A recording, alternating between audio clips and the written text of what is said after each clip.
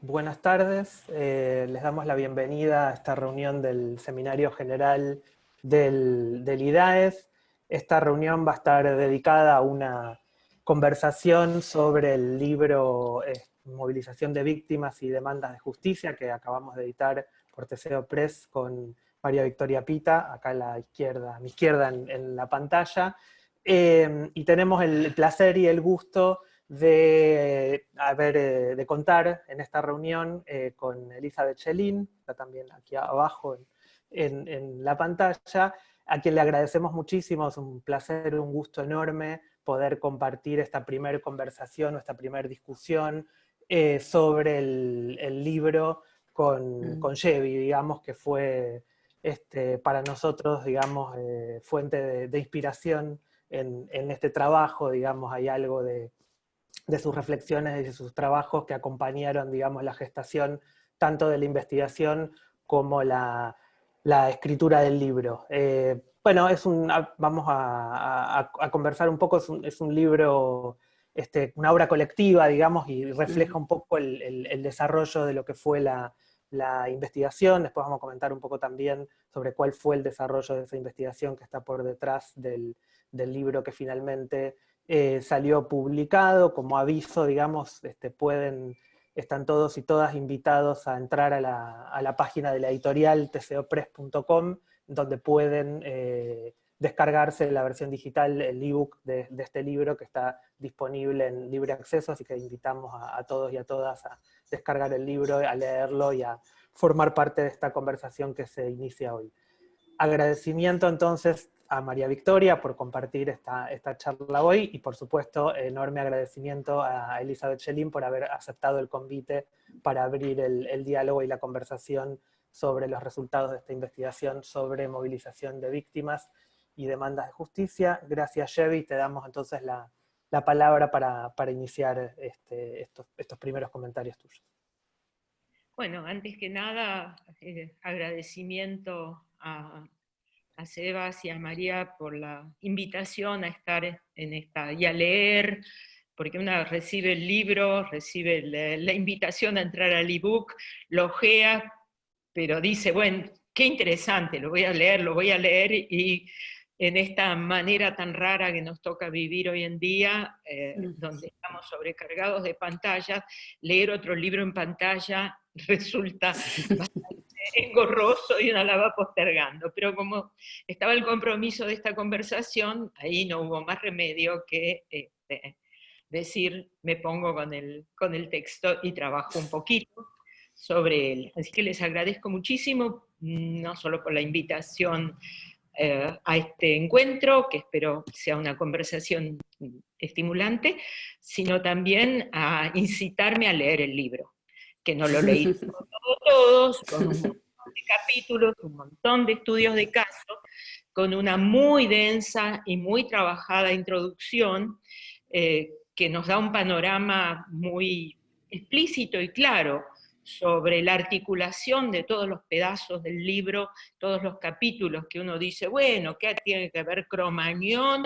O sea, ¿cómo ponemos juntos Cromañón con unos altares en la ciudad de Córdoba que hacen los familiares de víctimas o de gatillo fácil o de conflictos de violencia urbana, y todo esto? Y creo que el libro tiene una articulación y tiene un sentido colectivo y tiene un enfoque compartido que es admirable en este tipo de cosas, porque son muchos autores, muchas autoras, cada una con su perspectiva, porque cada capítulo tiene su perspectiva y al mismo tiempo encajan muy bien en este todo. No les voy a contar el índice, sería llevar mucho tiempo, pero el tema tiene que ver con cómo construimos víctimas, quién construye a la víctima, y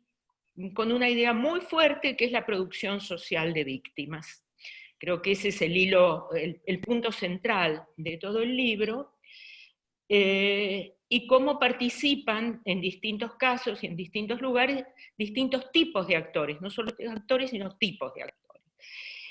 A mí me gustaría empezar con un pequeño desafío de 3 anécdotas que me ocurrieron, que tienen que ver con ideas de víctimas, para después seguir conversando alrededor de qué me ilumina el libro sobre esto, estas anécdotas personales que me ocurrieron. Hace muchos años, en función de las investigaciones sobre el movimiento de derechos humanos, sobre víctimas, no víctimas de las que yo participaba, estaba entrevistando a una colega que había sido militante.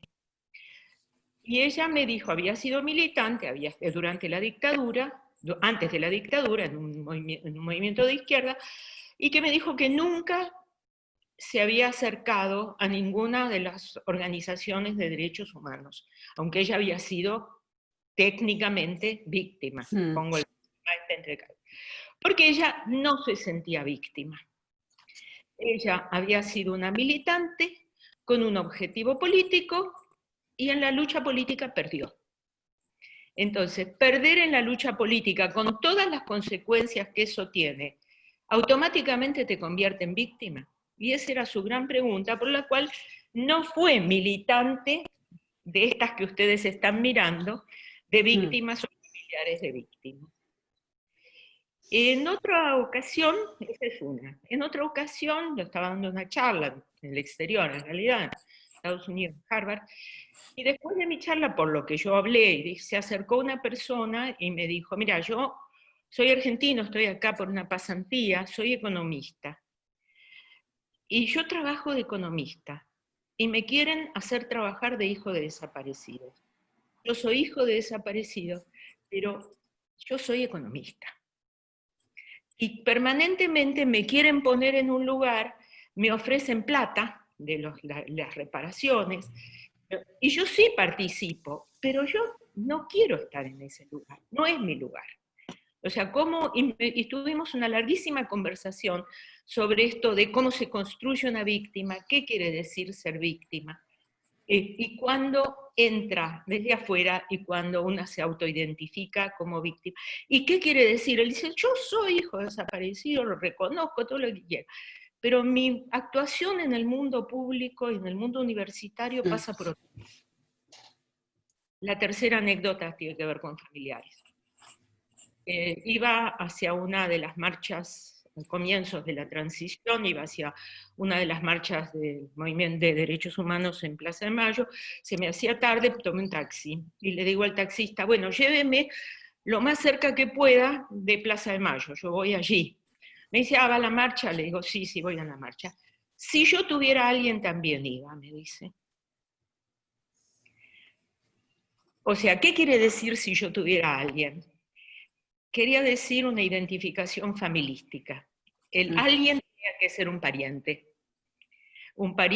que haya sido víctima, entonces le permite a él ponerse en ese lugar de afectado, que es la terminología que se ha usado mucho en el país. Yo creo que estas 3 anécdotas para mí me dan una entrada a pensar los temas que se tratan en el libro. ¿Por qué alguien va a ser víctima o no va a ser víctima? ¿Quién define que va a ser víctima? ¿Y qué es esto de ser afectado en clave familiar? Porque aunque no está en el título del libro, el libro trata mucho, mucho, mucho sobre la categoría de familiar. En parte porque cuando las víctimas están muertas, ¿quién toma la bandera? Entonces aquí se dice, por eso, y en la historia del movimiento de derechos humanos, la noción de afectado o afectada estaba muy ligada a una identificación familiar. Entonces, de lo que se trata el libro es de esta producción social de las víctimas, con un intento que al principio en la introducción se desarrolla más, en algunos capítulos está más desarrollado, en otros menos, que tiene que ver con cómo se construye un caso judicializable. O sea, hay una intención de llevar esto, y además, dado inclusive en la colección en la cual se encuadra, que es la colección de antropología jurídica, tiene y el equipo en el que trabaja María y todo esto, tiene como toda una fuerte intencionalidad de ver qué se lleva al aparato judicial, quién lo lleva, Sí. cómo llega y cómo se tramita. Hay una intención y hay muchos capítulos donde se muestra que hay casos que no llegan o no se construyen locales, que no se construyen como caso judicializable o no hay intencionalidad de hacerlo. Entonces creo que hay una cuestión que inclusive en una reflexión a futuro vale la pena pensar como que una labor de síntesis de todos estos casos y otros, o sea, ¿qué podemos decir sobre, qué conclusión sacar sobre qué es lo judicializable de este tipo de movilizaciones? Me parece que ahí hay una cuestión que vale la pena seguir trabajando y si se quiere, sistematizar algo más sobre esto. No sé cuánto ustedes lo más allá de plantear el tema, que es sumamente importante y que tiene todo un sentido de trayectoria, el sentido de que por lo menos ahí es una de las hipótesis mías, es que el aparato judicial siempre ha estado en la historia argentina, en la historia de América Latina, muy alejado de la población, especialmente de los sectores populares. El aparato judicial era un brazo, si se quiere, del poder y de la burguesía, y que fue el juicio a los excomandantes el que puso en la esfera pública que el aparato judicial sirve también, está al alcance de otra gente. Yo lo grafico diciendo, las marchas del movimiento de derechos humanos en un momento se volvieron triangulares. En vez de ir del Congreso a la Casa de Gobierno, ida y vuelta por Avenida de Mayo, empezaron a ir al Palacio de Justicia. Y fue la primera vez en la historia argentina en la cual la sociedad o el movimiento social se acercaba a reclamar justicia en el sentido institucional de justicia. Para mí fue un momento fundante y creo que todo esto que ustedes analizan en el libro y la riqueza del libro está marcada a partir, porque son todos casos posteriores a la transición, está, creo yo, marcado por este cambio en la relación de la sociedad con la percepción y con el acceso al aparato judicial. Es una hipótesis, una idea, qué sé yo, pero me parece que preguntarse quiénes sí, quiénes no, porque yo digo la sociedad, pero no es la sociedad, son algunos sectores, algunos más, otros menos, ¿qué pasa con eso? ¿No? Ese es un tema que me gustaría que podamos seguir conversando. A mí me parece que el libro tiene es un libro que conmueve, porque permanentemente hay un impacto emocional muy fuerte de lo que uno está leyendo, especialmente en la parte más etnográfica, en los casos, una sensación de empatía, y esta sensación de empatía y de compromiso de parte de ustedes en la hechura del libro, de un compromiso político, está muy presente y me parece muy importante. No es un libro neutro, no es un libro que está marcado por una empatía humana y por un compromiso con la justicia, si se quiere, y con un reconocimiento integral de las víctimas, en un sentido amplio de la noción de víctima. Y hago referencia a esta palabra integral, que aparece en uno de los últimos capítulos del libro, más que en otros, porque es el momento en el que se vincula la noción, se vincula a la reparación o la respuesta integral a una noción de víctima ligada a los temas de derechos humanos. En general en el libro no aparece demasiada la terminología de derechos humanos. Aparece más explícitamente en ese capítulo y está subyacente a todo. Pero hay una cuestión que también me parece interesante rescatar o plantearles, que es que la noción de víctima toma centralidad a partir del paradigma de los derechos humanos. ¿Qué quiere decir esto? Que es un tema, digamos, que dentro del movimiento de derechos humanos se ha peleado, discutido y se sigue discutiendo. Que es, si uno usa el paradigma de derechos humanos, no importa lo que uno hizo, lo que importa es que le hicieron.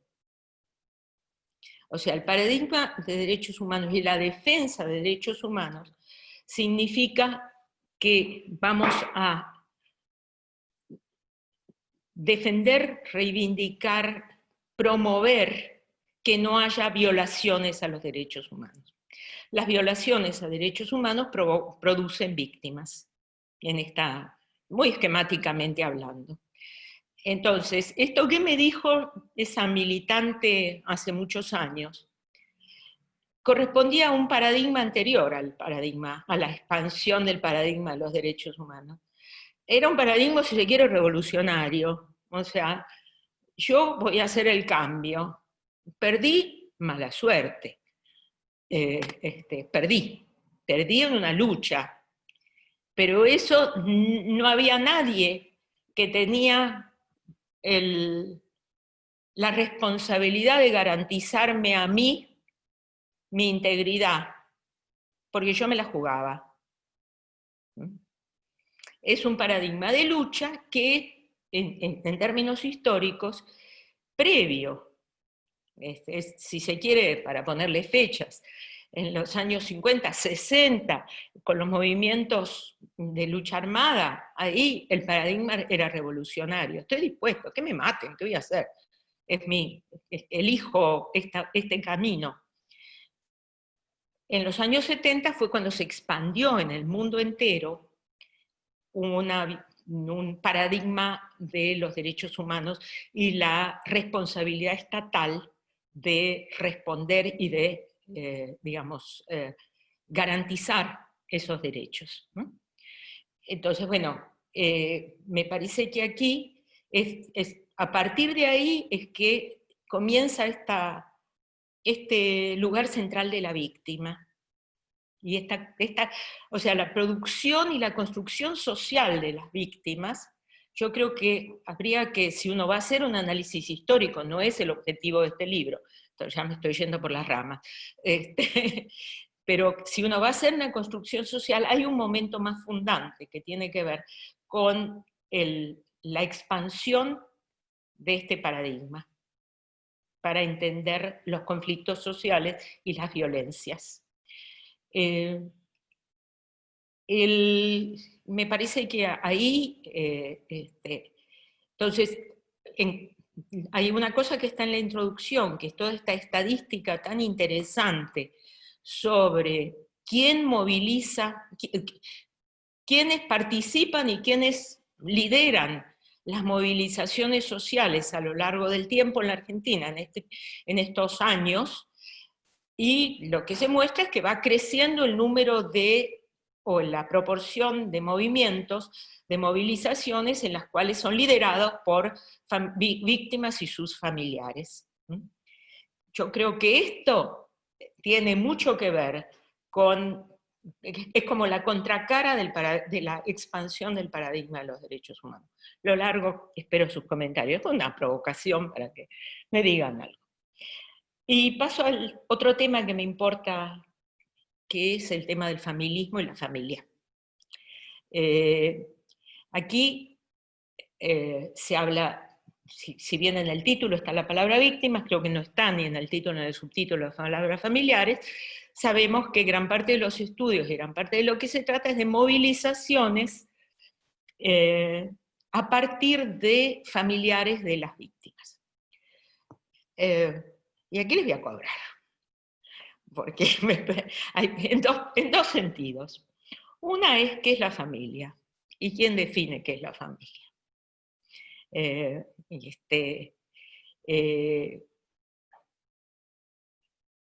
Hay una cuestión aquí, y aquí se habla de familiares, y hay, excepto un artículo de María que habla de hermanes, no se diferencian familiares. Sabemos que hay un lugar, en las estadísticas yo tomé que el 53% son madres, ¿no? Por ahí me equivoco, algo.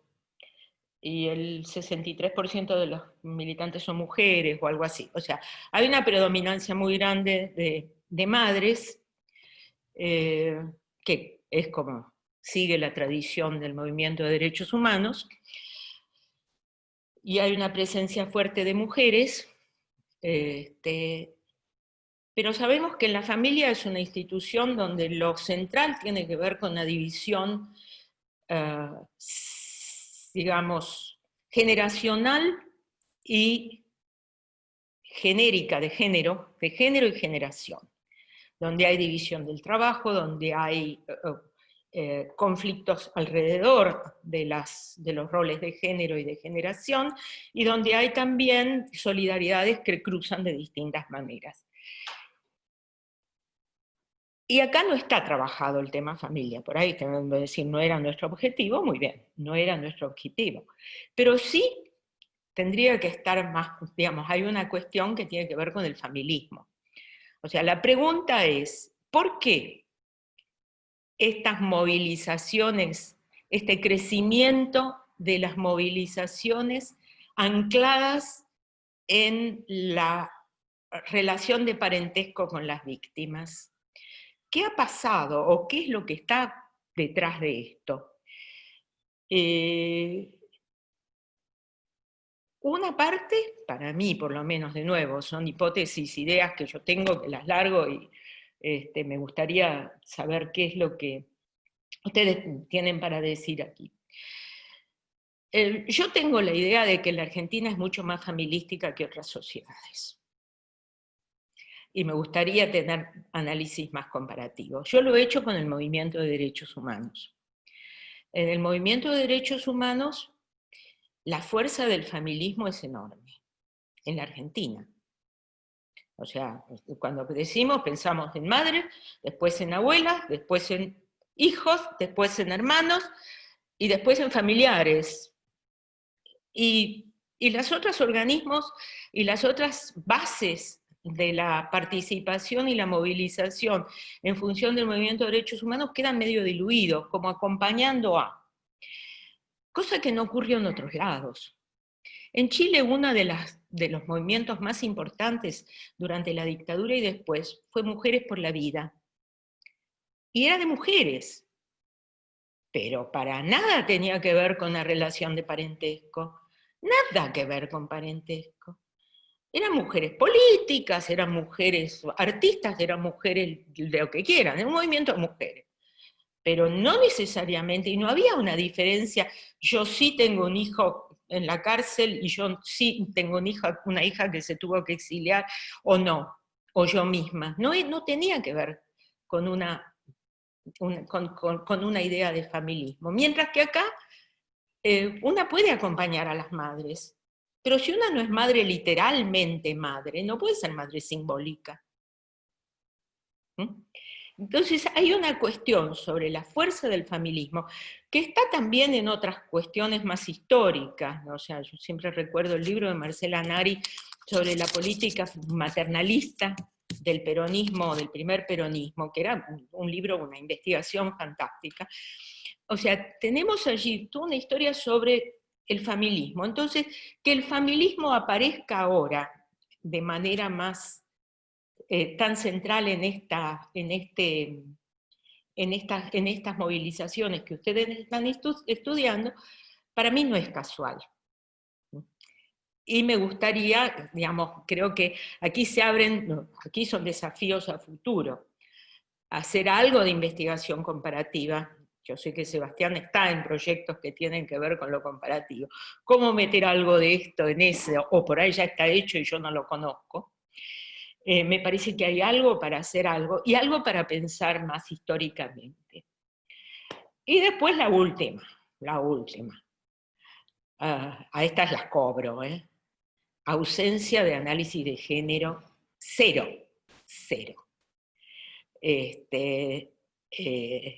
Cosa que a mí o sea, esta es casi una muletilla que yo uso permanentemente. Yo leo las cosas y digo, siglo XXI, estamos aquí, y sobre el tema que sea, ¿no? Pero me parece que acá hay una cuestión sobre la familia, además, donde la dimensión de género es tan central en la familia, que me pregunto, ¿qué podemos decir? Tanto, y yo me puse así a jugar un poquito, pero no tuve demasiado tiempo. Hay un artículo en el que se analizan 2 muertes de varones y uno de una chica. Y entonces me puse a mirar si uno la mira desde ese lado, si la víctima mortal es varón o es mujer, y el contexto, ¿cómo sería ese trabajo? Si una tomara en cuenta que porque son jóvenes y los muertos, ¿qué se espera de una mujer y qué se espera de un hombre? ¿Qué pasa allí? Y si hay algo para decir sobre esta cuestión de cómo se construye la víctima del varón con la gorrita, para usar el movimiento cordobés, que es tan famoso, del movimiento de la gorra, digamos, como reacción a las muertes de jóvenes. O sea, la víctima de estas violencias es un joven varón de cierta clase social, que es como el ícono de esta victimización, de varios de los trabajos que ustedes están, de esta ubicación de la víctima. ¿Qué pasa si uno le empieza a mostrar otras cosas, entra por otro lado? Y ahí, bueno, voy a terminar con 2 cosas. Una, que pensaba decir algo más, pero no quiero hablar tanto. Una es, ya me olvidé. Bueno, la segunda me acuerdo. Yo me preguntaba, esperaba en el libro, o sea, les planteo a ustedes, el caso Maldonado no está en el libro. El caso Maldonado es como un emblema, ¿no? Un emblema para lo que ustedes están viendo, de la construcción de una víctima, del lugar del hermano. ¿Por qué la figura que salió a liderar todo, la figura pública, es el hermano? A mí me tocó estar en el Bolsón a los 10 días de la desaparición de Santiago Maldonado. Y estuve con sus compañeros de militancia, y con sus compañeros ahí de la radio, la FMA, y participamos, hicimos algunos encuentritos, nada. Ellos, que habían estado con él hasta el día anterior, tuvieron presencia pública cero. Nadie les vino a preguntar nada. Ellos intentaron, porque tenían una radio inclusive, llevar adelante cosas que no tuvieron ninguna repercusión. Entonces, ahí una se pregunta, porque ahí el argumento de María sobre la igualdad de generación de los hermanos no cuenta, porque estos eran también de la misma generación. Entonces, ¿qué es lo que pasa? Y vuelvo al familismo. ¿Qué es lo que pasa en un clima cultural en este país, en la Argentina, o en sectores de la Argentina, donde la legitimidad de la voz está dada, y aquí sí voy a decir, por el vínculo cosanguíneo, y no necesariamente, porque también una podría decir, en todos estos movimientos que están analizando, no hay una sola presencia de las parejas. O sea, la compañera o el compañero de la víctima no tienen voz. son la mamá, el hermano, la hermana. Aquí no hay hijos, pero podrían ser hijos.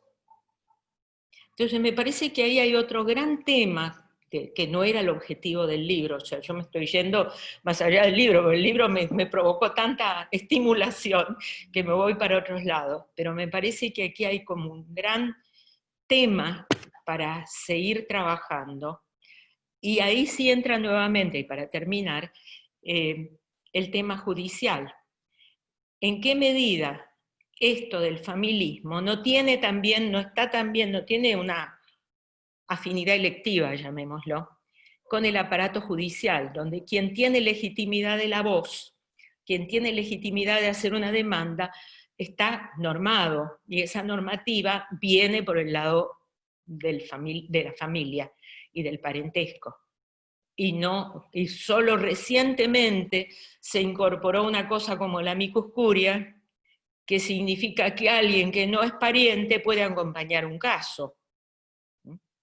Entonces me parece que todo esto está ahí como abriendo campos hacia el futuro, a partir de un trabajo que me encantó, que los felicito a todas y a todos y a todes quienes participaron en este libro. Me parece que es una contribución fundamental, y me parece además que esté en acceso abierto es un camino, una puerta que tenemos que seguir bregando y ampliando para que no nos quedemos con los copyright, las propiedades individuales, etcétera, etcétera.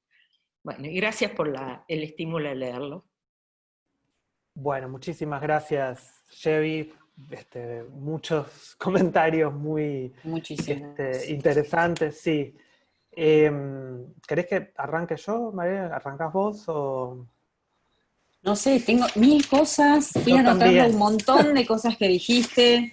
Te agradezco muchísimo una lectura tan generosa y dedicada, ¿no? No sé, vamos conversando, Sebas. Está bien, yo lo que sí quería era, digamos, aprovechando y retomando el ojo atento, el ojo agudo de Chevy, era por ahí sí reponer como 2 o 3 cuestiones que están en el origen del libro y de la investigación, digamos, que me parece que digamos, que son interesantes, porque digamos, una de las cuestiones en las que estamos muy contentos con María y con el resto de los colegas, digamos, nosotros con María inventamos un proyecto, digamos, de investigación allá por 2014. 2012. 12, es verdad, empezó a funcionar. Pero la verdad es que el proyecto se transformó rápidamente, digamos, en una especie de federación de gente que estudiaba estos temas de manera más o menos directa, y todo el desarrollo de la investigación y las ideas de cómo se terminó estructurando la presentación de los resultados de la investigación en el libro es un trabajo, digamos, claramente colectivo, digamos. Hay ideas, desarrollos, datos de todos los colegas y amigos que forman parte del grupo y del equipo que está ahí en el libro, en la compilación. Pero una de las cuestiones que siempre nos alegró con María, es que el libro se parece muy poco al proyecto, digamos, a las ideas originales con las que empezamos a hacer este trabajo, digamos. Hubo muchos cambios a lo largo del libro. De hecho, el proyecto tenía mucha más centralidad de la figura de familiares, como tema. A eso iba, digamos. La denominación del proyecto ponía en el centro, digamos, a la figura de los familiares de víctimas. La denominación del proyecto era familiares de víctimas y demandas de justicia. Y la verdad es que el recorrido, digamos, seguramente hay algo en el sentido de lo que dice Chevy para seguir trabajando, pero precisamente la idea de correr la idea de familiar de víctimas y centrar en la figura de las víctimas las preguntas generales del libro, las preguntas que permitieron este trabajo de puesta en común de los distintos estudios de caso, de las investigaciones, tenía que ver precisamente con un desarrollo que fuimos haciendo en las discusiones colectivas, en las cuales de esa primera idea de que las víctimas que reclaman en Argentina son siempre familiares, poder volver eso una pregunta y no darlo como un dato o darlo como algo por sentado.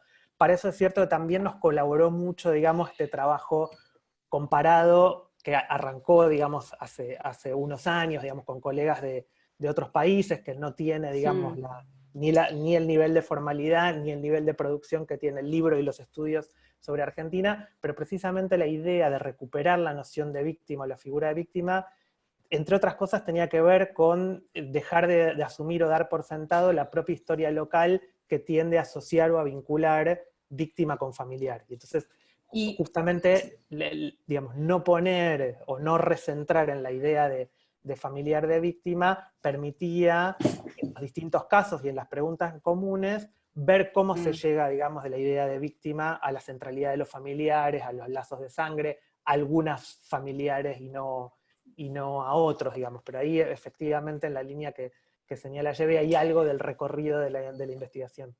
Y creo que también apostamos mucho, y esto fue ocurriendo en el propio proceso de investigación, que además duró bastante tiempo, digamos. Del proyecto se armó un equipo de investigación, ¿no? Fue desarmar la propia categoría de víctima y revisarla, ¿no? Es decir, romper con esa presunta naturalidad de la noción de víctima y de los usos locales y nativos, podríamos decir, ¿no? Pensaba en el primer caso donde vos contabas de esta militante que no se reconocía como víctima, ¿no? Y creo que trabajar en paralelo, por un lado, en la revisión del tratamiento de la cuestión víctima para ir construyendo un estado del arte, ¿no? Que además creo que ahí hicimos mucho trabajo de revisar como diferentes corpus para pensar toda la complejidad que tiene la categoría de víctima. Y después el entrar en la dimensión empírica nos permitía ver que, más allá del uso nativo, local, que muchos actores siguen rechazando, porque la figura de víctima aparece como un actor pasivo, ¿no? Como un actor sin voluntad, sin decisión, independientemente de los usos nativos de la categoría víctima, la figura víctima, como es tenida por determinados dispositivos, ofrece a los actores sociales legitimidad, reconocimiento para su lugar dentro de la administración de justicia, pero también reconocimiento y legitimidad en la arena pública, ¿no? Entonces, pensar en esos términos la categoría de víctima creo que nos dio mucha riqueza. Y entonces ahí la cuestión familiar aparece, necesariamente aparece, pero aparece también ligada a esa discusión sobre cómo se produce reconocimiento y legitimidades. ¿Cuáles son los caminos viables para adquirir reconocimiento y legitimidad en una demanda de justicia, ¿no? Entonces ahí también está esa cuestión anterior que es la distinción de no todas las personas que han sufrido algún daño, alguna pérdida, lo que fuera, necesariamente se tornan una víctima, ¿no? Entonces ahí lo empezamos a construir como un objeto, ¿no? Como un objeto de indagación. Y creo que a partir de eso, construida como herramienta esa categoría, pudimos empezar a poner a dialogar también todos los trabajos de investigadoras e investigadores en distintos campos donde esta cuestión aparecía, de diferentes maneras, ¿no? Yo creo que ahí hay claramente uno de los sesgos del recorrido, digamos, de la investigación. Para llegar al libro en el cual volviéramos sobre la categoría de víctima, que nos permitía problematizar la noción de familiar, establecer lazos o discusiones con el tema comparativo, bueno, hubo que hacer un trabajo para deshacerse de la categoría de familiar, que la teníamos completamente involucrada en las primeras ideas o preguntas de la investigación. La otra, yo creo, fue derechos humanos, digamos. Ahora, me hace pensar mucho la presentación de Llevi en cómo ese trabajo para tomar distancia de todas las herramientas y nociones que estaban involucradas en las primeras definiciones del proyecto, ahora, digamos, parecen en el libro que tenemos demasiada distancia con ellas. Creo que derechos humanos es la otra, digamos. Una de las cuestiones que nos pareció interesante en el recorrido de la investigación es digamos, fue el hecho de que para poder contar la historia de la impronta y la importancia local que tiene la tradición y el movimiento de derechos humanos en las formas de organización y movilización de las víctimas en Argentina, comparativamente es muy fuerte, digamos, es muy notable. hubo que hacerse las preguntas de cómo trabajar las víctimas sin hablar directamente de derechos humanos y de dictadura. Es decir, hacerse la pregunta de cómo plantear estudios de caso, cómo trabajar sobre este universo de víctimas post-dictadura, y que además son víctimas en la investigación, digamos, en las cuales no tomamos casos, ni situaciones, ni preguntas, ni que tuvieran que ver con el movimiento de derechos humanos explícitamente en relación con los temas de dictadura. Y ahí aparecieron, me parece para nosotros, algunas cuestiones importantes y que tienen que ver con el comentario que hacía Chevy sobre los paradigmas. Yo creo que hay otros paradigmas. El libro de la investigación tenía como un objetivo hacerse la pregunta sobre la centralidad o el crecimiento, digamos, de la centralidad política de las víctimas en Argentina. Después eso cobró como una dimensión más internacional y comparativa. Y ahí es interesante, digamos, para nosotros fue interesante descubrir que uno toma dimensión de la centralidad del paradigma de derechos humanos, la relación entre la centralidad del paradigma de derechos humanos y las víctimas en Argentina, cuando ve que hay otras historias, digamos, en las cuales las víctimas cobran centralidad por fuera del paradigma de derechos humanos, ¿no? Descubrir, digamos, las discusiones sobre la noción de trauma, el mundo de la psicología y de la psiquiatría por un lado, y la historia de la criminología, digamos, y de la centralidad de las víctimas en relación con transformaciones del derecho penal, y, digamos, la historia de las víctimas ligadas al delito y a la cuestión de las víctimas del delito privado, digamos. Me parece que fue también como una especie de proceso de distanciamiento en el cual nosotros, para lograr identificar cuál es la importancia que tiene la idea de familiar, los lazos de sangre para definir la idea de familiar, el rol de las madres dentro del esquema de responsabilidades familiares sobre la suerte de los hijos, el peso de la tradición de derechos humanos, tuvimos que hacer efectivamente en la investigación ese proceso de toma de distancia, digamos. Yo creo en la lectura de Chevy que el libro quizá muestra demasiada distancia, cuando en realidad, para poder hacer los análisis en los distintos capítulos o en los estudios de caso, esas discusiones aparecen todo el tiempo, digamos, en las charlas o en las conversaciones con los colegas de otros países, nos miran y nos dicen, sí, ya sé, van a hablar del movimiento de derechos humanos, van a hablar de la cuestión familiar.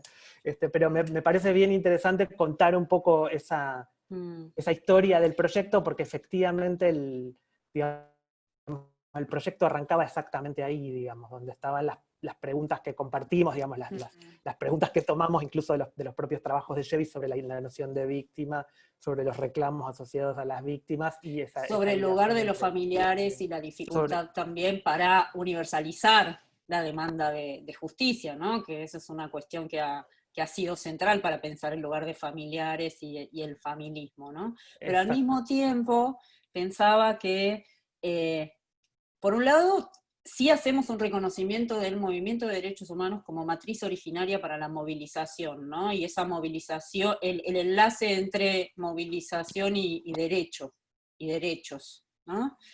Pero por otro lado, me parece también que estos casos y estas historias empiezan a ponerse en vinculación con otro momento de la historia del movimiento de los derechos humanos, ¿no?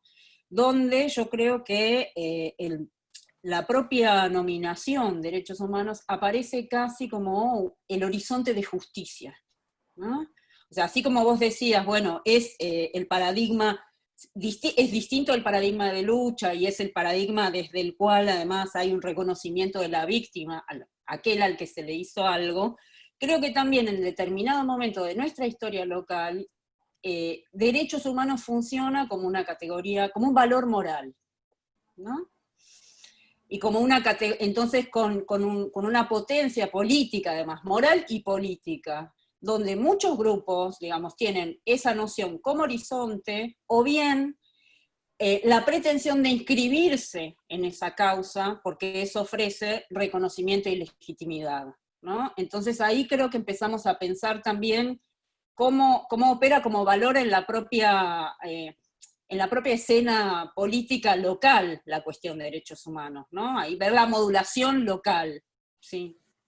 Sí, no, me parece muy, muy importante lo que están diciendo, este juego de distanciamiento y acercamiento, y que me parece que este libro digamos, la potencia que tiene es justamente en esa distancia, en ver el proceso de producción social de víctimas en contextos diversos, no necesariamente sobre la base de agarrar la bandera que trae otro. O sea, ustedes tienen un trabajo muy interesante en la parte que tiene que ver con trayectorias y con preguntar qué es lo que los y las militantes que están estudiando traen de antes. Y es interesante que lo que ustedes muestran que traen de antes no necesariamente pasa por ser partícipes del movimiento histórico argentino de derechos humanos, de otros lados. Entonces yo creo que hay una riqueza porque enriquece la noción de derechos humanos, porque otra de las cosas que yo siempre digo es cuidado, derechos humanos es una categoría que va más allá de víctimas de la dictadura. ¿Por qué la Argentina está tan asociado y tan identificado con las víctimas de la dictadura? Que yo decía en alguna época, miren el presupuesto de la Secretaría de Derechos Humanos del Ministerio de Justicia, a ver qué porcentaje altísimo de ese presupuesto va para temas de memoria de la dictadura. Cuando los derechos humanos están siendo violados en montones de otros lugares, empezando por las comunidades de los pueblos originarios en adelante. Entonces me parece que en ese sentido este libro es muy importante. Y yo los incito a escribir ahora un artículo, y quizás un artículo para la difusión más general, qué es lo que este libro trae para un repensar la categoría de derechos humanos y la categoría de víctimas. Porque me parece que esto es muy central para poder pensarlo.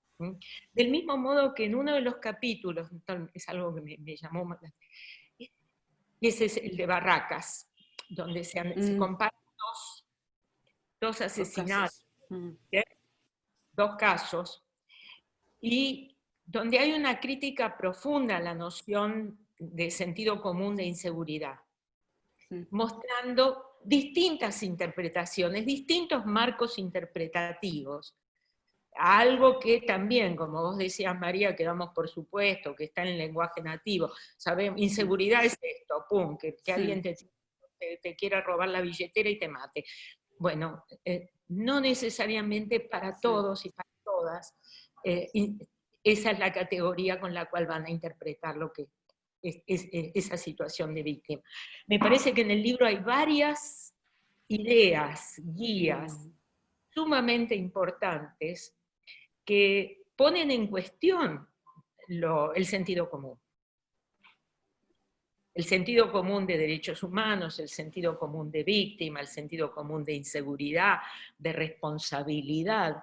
Y me parece que ahí hay como un camino para seguir trabajando, de ustedes y de todo el grupo que conformaron alrededor de este libro, que puede ser una contribución central, no solo para el avance del conocimiento académico, también para el debate político acerca de esto. Porque no están separados en este caso. No, sobre ese punto además me quedé pensando digamos, dentro de los comentarios que hacía Chevy, que digamos, hay algo que fue materia de mucha discusión en el recorrido de la investigación y que quizá tampoco el libro o la introducción del libro le hace tanta justicia y que tiene que ver con esa dimensión del compromiso político que evocabas o digamos, del tipo de, por decirlo de una manera más genérica, del tipo de relación que uno establece con las víctimas o cuando trabaja sobre víctimas. Que es algo que de hecho para nosotros fue, digamos, como una especie de hilo conductor sobre muchas preguntas y el trabajo de puesta en común de los estudios de caso, que fue parte de lo que nos llevó, digamos, valga la redundancia, buena parte de las discusiones a lo largo de los años. Y ahí me parece que hay también una cuestión interesante, no sé si, creo que no hay tanta reflexión en el libro o en la introducción sobre ese problema, digamos, de cómo uno se relaciona con las víctimas, digamos, algo sobre lo que nos hemos preguntado en términos de otros actores que interactúan con las víctimas, periodistas, militantes políticos, funcionarios públicos. Hay algo que para nosotros fue también interesante en el recorrido, digamos, y es descubrir hasta qué punto estamos acostumbrados a relacionarnos con las víctimas en términos de empatía, y que estudios que pretendan tener un alcance más general, un alcance más comparativo, establecer preguntas de orden más general, necesariamente tienen que poner, digamos, tienen que reflexionar sobre la idea de la dificultad que hay para relacionarse o para investigar con las víctimas que generan antipatía, digamos, que de hecho las hay, digamos, antipatía o empatía, estoy hablando por supuesto en los términos que comentaba Chevy en términos políticos, digamos, la relación que uno tiene sobre la aprobación o no, compartir o no, digamos, los puntos de vista políticos que las víctimas que se involucran en los reclamos o en las demandas de justicia necesariamente tienen, digamos. Yo creo que ahí efectivamente hay mucho trabajo por hacer, hay un desbalance enorme. En digamos, en los estudios sobre víctimas, que es otra de las preguntas iniciales de la investigación, es un universo de investigaciones dominadas por los estudios de caso, es decir, y por buenas razones, porque es muy difícil, damos fe que es muy difícil hacer otra cosa con las víctimas que estudiar los casos, digamos, o cómo también tomar distancia de los casos para pensar preguntas más generales, producir datos de carácter transversal, pero ahí hay algo que es digamos, interesante, y es que hay un desbalance enorme entre, digamos, las víctimas políticas, digamos, con las que hay empatía en términos políticos, y las que no, y hay un universo efectivamente enorme de víctimas que tienen, digamos, ciertas características que a mí me parece que son muy interesantes, digamos, que por supuesto en el caso de la Argentina comparten, digamos, son herederas de la tradición de la matriz o del paradigma, como decías vos, Chevy, de derechos humanos, pero que a la vez en términos de los desarrollos de sus propios procesos de organización y movilización, a veces, digamos, usan esa matriz contra el propio paradigma, contra los propios actores del movimiento de derechos humanos, sus íconos, sus símbolos, sus logros y sus conquistas. Digamos, hay algo ahí en el mundo de la movilización y la organización de víctimas en relación con el delito, con la inseguridad, que va efectivamente en esa línea, y también otras en las que hay una distancia, digamos, respecto de las tomas de posición de los organismos, digamos, una especie de, por decirlo de alguna manera un poco rápida, de cierta neutralidad, digamos. Hay tanto enfrentamiento, tanto una especie digamos, de posicionamiento político contrario y de oposición a la tradición del movimiento de derechos humanos, pese efectivamente a compartir esa matriz, digamos, en términos de cómo se estructuran las demandas de las víctimas en el país, cómo se reclama cuando aparece o emergen las víctimas y las situaciones de violencia ligadas a la emergencia de las víctimas. Y creo que ahí hay, digamos, me parece, efectivamente queda cierta reflexión sobre cuánto nuestras investigaciones están cruzadas por esa relación de empatía, antipatía, y cómo eso puede manejarse para ampliar las investigaciones en otro sentido. Creo que es verdad que nos resulta más sencillo y más empático trabajar con gente con la cual sentimos cercanía ideológica, cercanía humana o lo que fuera. Me parece que hay mucho menos trabajo sobre victimarios que sobre víctimas. O sea, no solo tipos de víctimas y tipos de movimientos. En primer lugar, hay un déficit de trabajos para entender la lógica de la victimización desde el lado de los victimarios. En relación con los discursos de los derechos de dictaduras y de los militares, que dos colegas, Valentina Salvi y Claudia Feld, acaban de publicar hace poco un libro que analiza los discursos, y claro, y tuvieron mucho dolor de estómago escribiendo y trabajando y analizando todo eso. Pero me parece, eso fue la dictadura, pero me parece que también hay algo, la gente que trabaja sobre policías, la gente que trata de buscar, o incluso entrevistas hechas en cárceles a tipos que están presos. No es una tarea sencilla de hacer. Y por otro lado hay otra cuestión que me parece importante, y es que una vez que el paradigma de derechos humanos se difunde y tiene una lógica de aceptación social importante, muchísimos movimientos que nosotros consideramos anti se apropian de ese lenguaje. Hace muchos años una colega trabajando sobre Guatemala escribió un paper que se llamaba, en inglés era the looting, que vendría a ser el secuestro de la terminología de derechos humanos por parte de los militares guatemaltecos. Pero acá lo vemos con el movimiento anti-legalización del aborto. El movimiento así llamado Pro Vida usa desde los carteles de la tapa del Nunca Más, poniendo el dibujito de un feto poniendo Nunca Más, o dicen ni una menos, y se agarran el ni una menos, quiere decir ni una niña, futura niña menos muerta por aborto, dicen. Entonces, cuidado, o sea, las apropiaciones pueden ser múltiples. No, justamente por eso me parece que otra cuestión que nos ha interesado pensar y que creo que falta mucho para seguir pensando sobre eso es cuáles son las series disponibles, ¿no? Las series socialmente disponibles en las que inscribir los eventos, los casos, ¿no? ¿Cuánto de esa inscripción de un evento particular, de un caso, en una serie completa su significado, su alcance, y lo liga, bueno, a toda una serie de valores políticos y morales asociados, ¿no? Yo creo que ahí hay mucho para pensar. Y creo que en ese trabajo de inscripción en una serie, que puede... ¿Cómo? Muy interesantes en el libro sobre esto. O sea, sobre la serie Inseguridad, sobre la seguridad, sobre la serie Corrupción, o sea, hay cosas muy interesantes.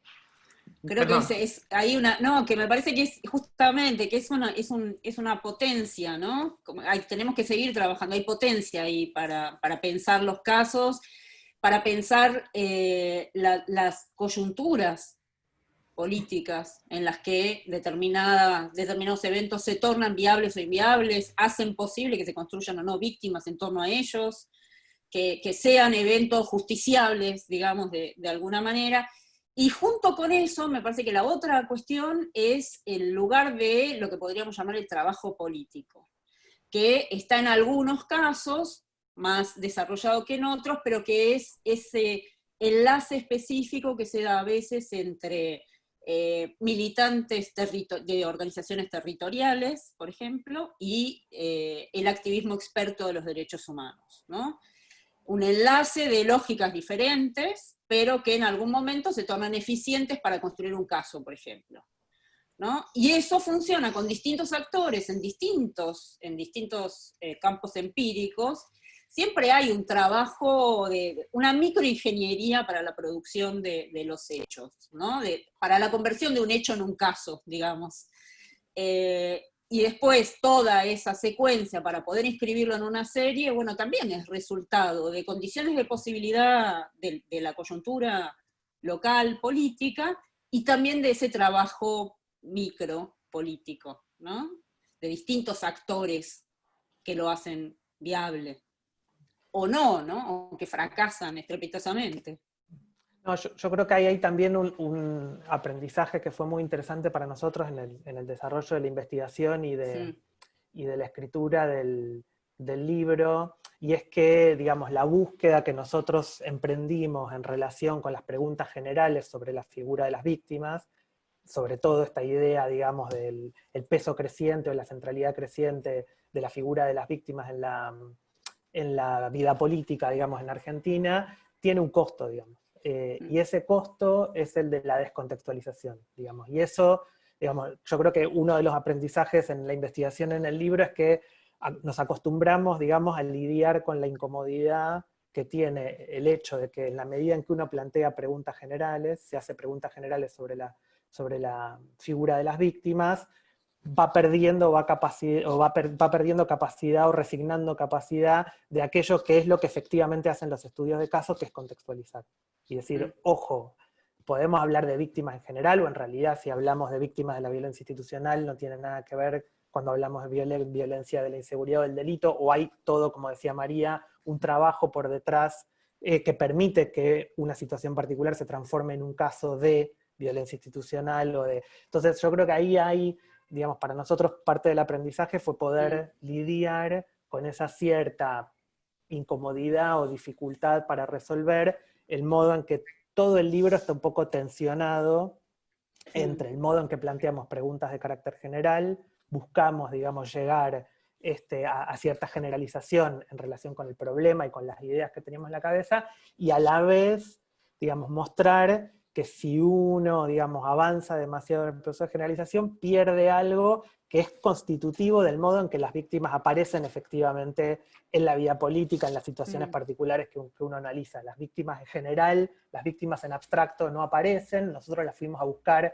en la actividad de protesta, en el trabajo de los organismos públicos, digamos, en las agencias de tratamiento de las víctimas, pero que tampoco, digamos, hay algo genérico en relación con eso, sobre la importancia, pero después las víctimas son siempre víctimas de algo, están siempre, digamos, situadas en ciertas temáticas que les dan sentido y que efectivamente conforman, por decirlo de alguna manera, tipos de víctimas que son distintas entre sí, que movilizan saberes que son distintos, que recaen en responsabilidades institucionales, políticas o judiciales que son distintas, digamos, hay este problema de las series para nosotros fue una materia muy interesante de análisis, pero a la vez, digamos, el punto de partida tenía que ver con esto, digamos, con decir, bueno, ¿en qué medida uno puede hacerse preguntas generales, digamos, o generalizar un poco nuestras preguntas sobre las figuras de las víctimas y desanclarlo un poco de las series y de los distintos casos? Se pueden hacer preguntas comunes sobre la figura de las víctimas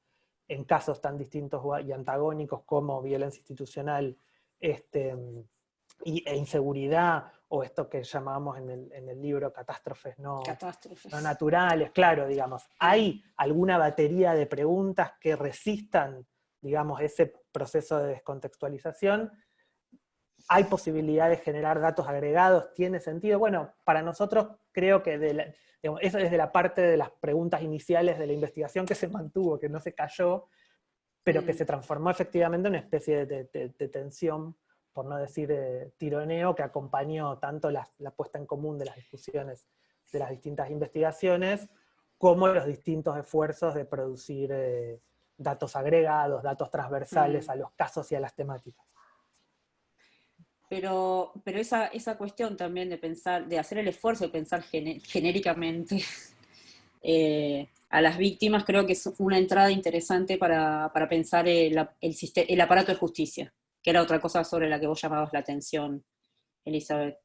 Me parece que ahí encontramos mucho para pensar acerca de esos dispositivos que hacen a la producción de víctimas en el campo específicamente en el campo judicial, ¿no? Todo el despliegue de actores judiciales y también de peritos y de expertos y de psicólogos y psicoanalistas. Ahí también hay un trabajo, una microingeniería, ¿no? De producir la víctima y de producir al testigo también, ¿no? Eso me parece en Argentina que es una línea de entrada. Sí. Parte de la matriz, digamos, de la herencia o el legado, digamos, del movimiento de derechos humanos en todas las construcciones de demandas colectivas de las víctimas, la centralidad que tiene, digamos, la referencia al Poder Judicial, a los procesos judiciales, es comparativamente enorme. Igual que el peso que tiene, digamos, me hizo pensar de vuelta tu comentario sobre la primera anécdota de si la figura de las víctimas en Argentina, cómo no pensar, digamos, que la figura de las víctimas en Argentina es una figura asociada a la derrota y a la derrota política. Nosotros que trabajamos sobre, digamos, las víctimas producidas, digamos, después de la dictadura, después de la transición y más allá del movimiento de los organismos de derechos humanos relacionados con el tema dictadura, en realidad yo diría que comparativamente nuestro descubrimiento es que, al contrario de lo que pasa en otros lados, y lo que es un poco la marca de origen de los trabajos sobre víctimas en otros lados, las víctimas tienen una carga en Argentina de politicidad, digamos, de activación, de esto que llamamos ahí en el libro compromiso político, del desarrollo de carreras, de vinculación con la actividad política, de la organización de la acción colectiva, que no es, digamos, que no es la regla, digamos, ¿no? Cuando justamente, digamos, si uno mira trabajos sobre víctimas en otros lados, la regla suele ser, digamos, que la categoría de víctima es una categoría mucho más producida que autoproducida, respecto a lo que nosotros encontramos en nuestras investigaciones, y que es una categoría mucho más pasiva que activa, digamos, en relación con lo que nosotros encontramos en nuestras investigaciones. Digamos, en otros lados, víctima, por ejemplo, es una categoría que se usa para pensar en oposición a la idea de ciudadano, por ejemplo. Mientras que nosotros, digamos, ninguno dudaría en decir que uno de los vectores de producción de ciudadanía en la Argentina son y han sido las víctimas, ¿no? Por supuesto, el universo sobre el que nosotros trabajamos, nosotros desde el primer momento recortamos, digamos, un trabajo sobre movilización de víctimas, y no sobre víctimas en general, podríamos pensar, y nosotros definimos la noción de víctima en relación con la estructuración de demandas, la diferenciamos de la idea de afectados, pero esa decisión, digamos, está muy marcada por lo que uno encuentra en el universo de las víctimas local, que es diferente de, digamos, no, también. Para responder a tu pregunta o a tu inquietud, Sebas, tendrías que ver cuántos casos similares a los que ustedes están estudiando ocurrieron, donde no hubo movilización, donde hubo silencio, donde hubo nada, donde hubo pasividad y resignación. Estos son casos donde no hay, o sea, que la contracategoría a lo que ustedes están usando es resignación. No hay resignación, ¿no? Entonces me parece que también sabemos que hay muchísimos otros casos que no pasa nada. No, digamos, ¿Cuántos casos hay? De todo tipo, ¿no? Estoy pensando en aquellos de si la muerte es justa o injusta. ¿Cuánta gente siente que la muerte era un corolario justo a un mal comportamiento, se queda callada y chao? No, por supuesto, digamos, eso sería bien interesante. Yo creo que ahí el libro también recorta, digamos, es explícito, digamos, en los recortes que esta investigación se propuso desde el inicio. Nosotros, digamos, trabajamos sobre un universo de movilización de víctimas, que es un universo claramente acotado. Nosotros tenemos, digamos, pendiente ahí cubrir, vos mencionabas el caso Maldonado, que es un caso que se produjo durante, digamos, casi después de que la mayoría de los trabajos estuvieran terminados. No, pero quiero decir, cómo incorporar cada uno de los temas que nosotros incorporamos en el trabajo y lo pusimos en tensión con las preguntas generales sobre la idea de víctima, fue transformando un poco el trabajo. Entonces seguramente violencia de género produciría algunas transformaciones respecto de estas definiciones generales sobre las que trabajamos. Catástrofes naturales, que es otra de las deudas que para todos nosotros tiene un interés enorme y que no pudimos incorporar, seguramente transformaría ahí. Va a ser el tema. ¿Cómo? COVID-19 va a ser el tema. Por ejemplo. Pero yo creo que, digamos, ahí en todos los casos, una de las cuestiones que las que nosotros notamos diferencia, que es una comparación más fácil que la comparación con, digamos, aquellos reclamos que deberían haberse producido y no se produjeron, es digamos, este componente de la organización colectiva, la protesta, el reclamo y la centralidad pública de las figuras de las víctimas o familiar víctimas. Yo creo que ahí hay diferencia, digamos, si uno piensa en casos que no está en el libro, pero sí colegas con los que estamos en diálogo, la inundación de La Plata, digamos. Bueno, que haya organización colectiva, digamos, que haya reclamo, que haya protesta, y que haya presencia pública, las víctimas sean portavoces de los propios reclamos, es una particularidad, digamos, y es una característica bastante importante y bastante extendida en las figuras de las víctimas. No hay buenas razones, salvo, yo diría, la propia historia local, por las cuales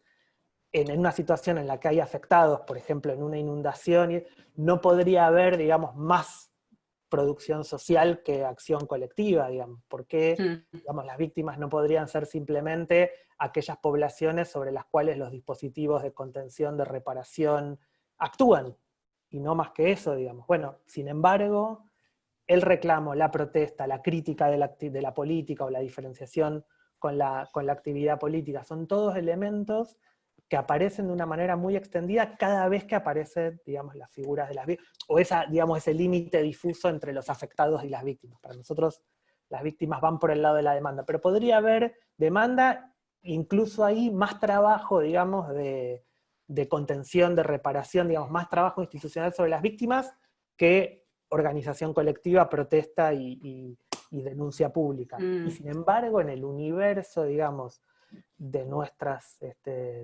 víctimas, y claramente, digamos, en el universo comparativamente en Argentina respecto a otros lugares, esos procesos de organización colectiva, de movilización, de protesta, de reclamo, de interacción, digamos, como señalaba María, con el Poder Judicial, tienen un peso enorme, digamos, ese componente de compromiso político, de activación política, tienen un peso enorme.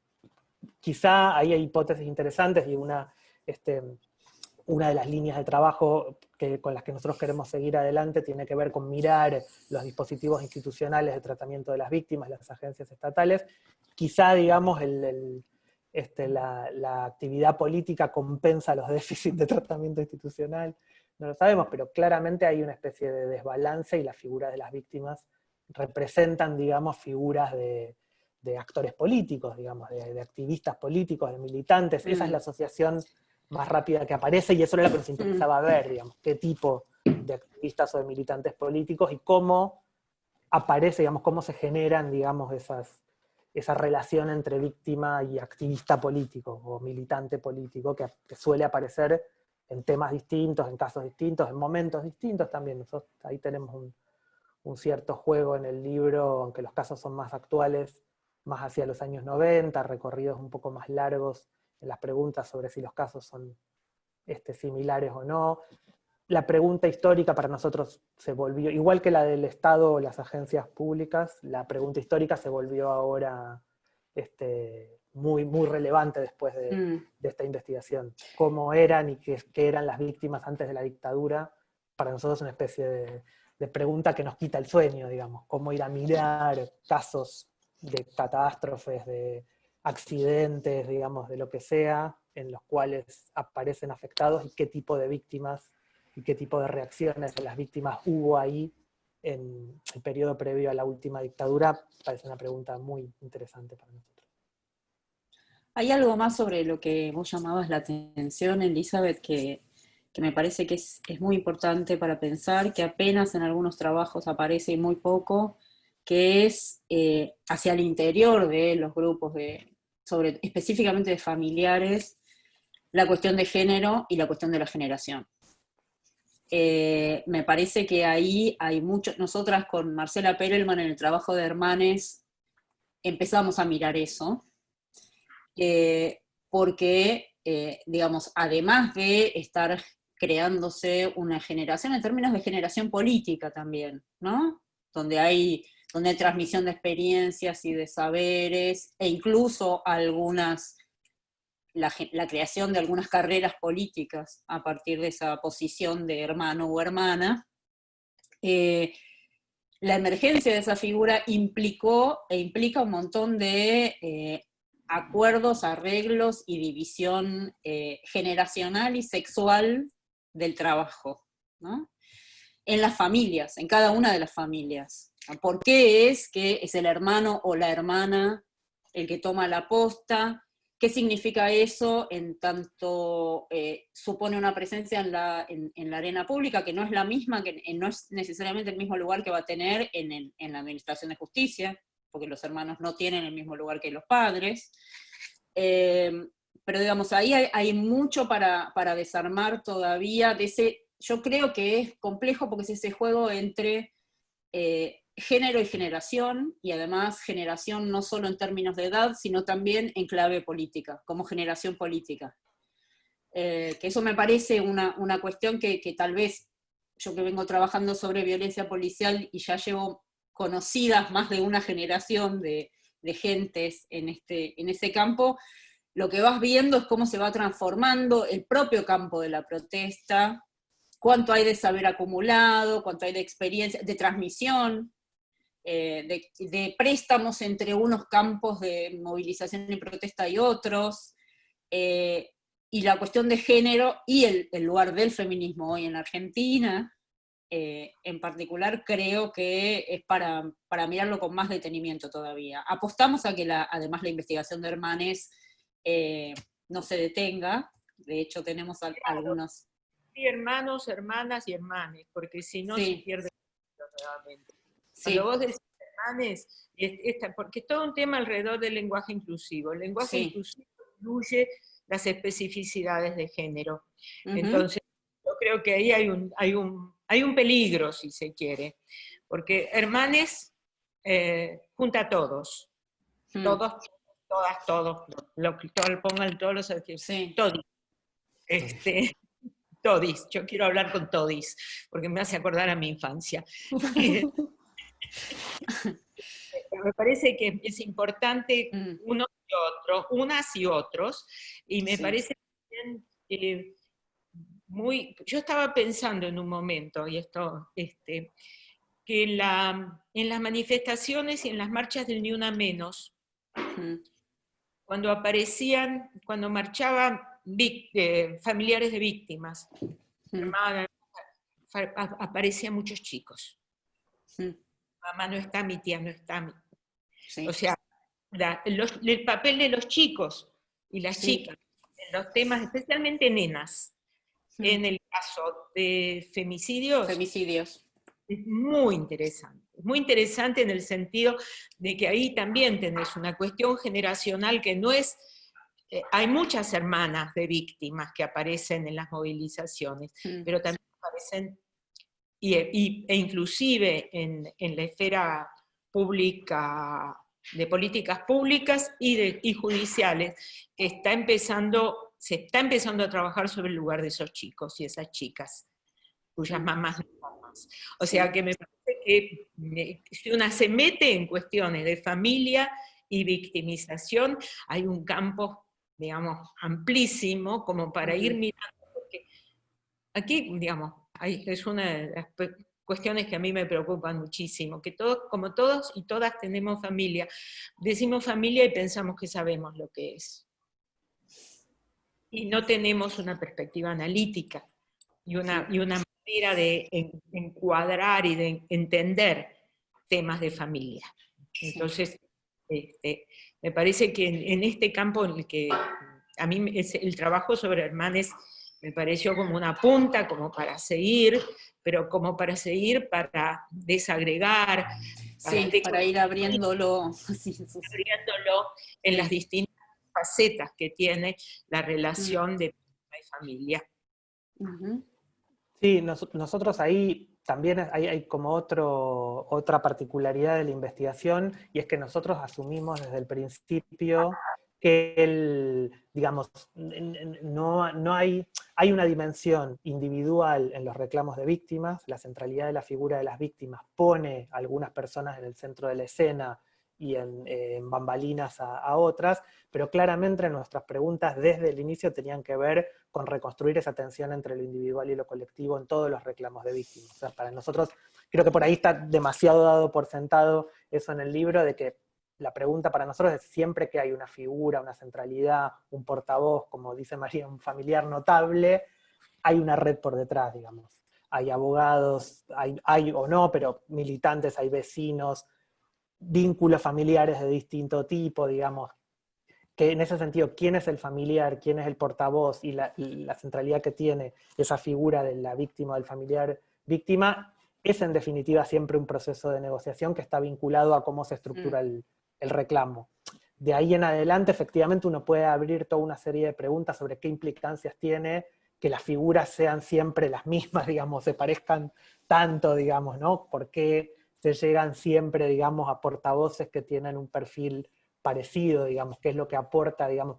Pero claramente para nosotros esa especie de tensión entre el carácter aparentemente individual o personificado que tienen las víctimas como portavoces de sus reclamos, y todas las redes que aparecen por detrás, todos los procesos de construcción colectiva que aparecen por detrás, de negociación en relación con actores institucionales también, el Poder Judicial, la prensa, actores políticos, funcionarios públicos, era claramente para nosotros como el punto de mirada, digamos, el punto de foco más importante en este trabajo.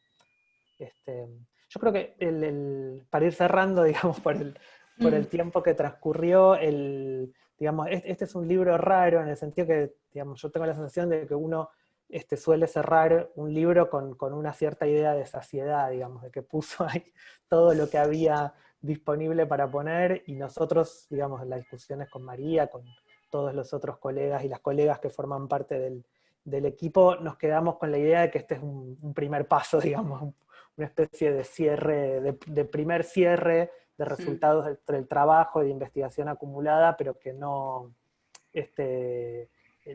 llega, digamos, no es para nada un punto de llegada. Me alegro mucho, Jevi, que los comentarios tuyos nos permiten, digamos, dar un paso más, digamos, el paso que sigue. Definitivamente, sí. Ahora me pasa lo mismo. O sea, es un punto, es una apertura a seguir adelante y a recibir más y más. O sea, no es un cierre, bueno, ya este tema ya lo sé, ya leí, ya se me acabó. No, es todo lo contrario. Y les agradezco muchísimo. Muchísimas gracias a vos. Nosotros te agradecemos mucho por haber compartido, digamos, esta primera conversación sobre el libro. Gracias de nuevo, la verdad que estuvo súper interesante. Espero que para el auditorio que no vemos, pero que está ahí, también haya sido muy interesante, y nos reencontraremos en otra ocasión, ojalá de cuerpo presente. Gracias. Y que sea pronto. Que sea pronto. Chao. Chao. Gracias y chao.